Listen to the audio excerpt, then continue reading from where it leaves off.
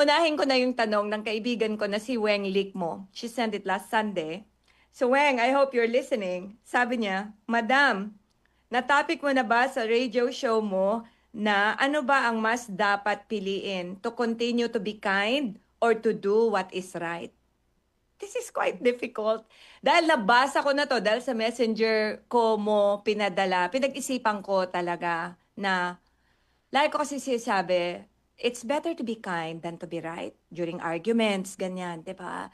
Na hindi kailangan laging manalo in a conflict, for example, para lang we feel good, no? Or ma-feed natin yung ating ego. So, Weng, hindi ko alam ang context ng tanong mo, pero kindness for me, super, ano ba tawag dito? Parang supersedes everything, permeates everything. For me, di na bale na hindi ako manalo, let's say, or hindi ko mapatunayang tama ako for as long as I am kind. That's one. That's my philosophy talaga. Pero ibang usapan naman kapag inaabuso ka na. For me, kindness is not softness. Kindness is not being, yung usong-uso sa mga millennials na term ngayon na it's not being a pushover na parang, sige na, mabait naman yan eh. Sige na, pagbibigyan ka niyan, mabait naman na siya. Ibang usapan yung you're already being abused. I think it's a different story already. Right, Weng? So, continue to be kind if it still makes you whole and if it still uplifts you and if it is still your value.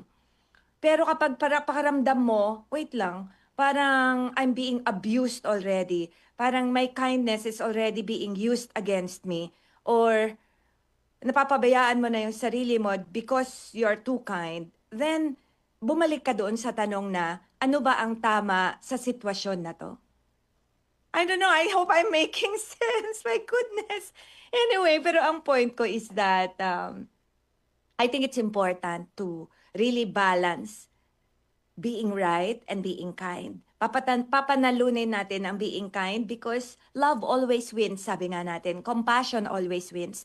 Pero kung hindi na ikakabuti nung tao na kausap mo or ka-interact mo ang iyong kindness, na i-enable mo na siya to do worse things or to take advantage of you. Or kung i-enable na siya na ipagpatuloy niya yung masamang pag-uugali niya, then do what is right.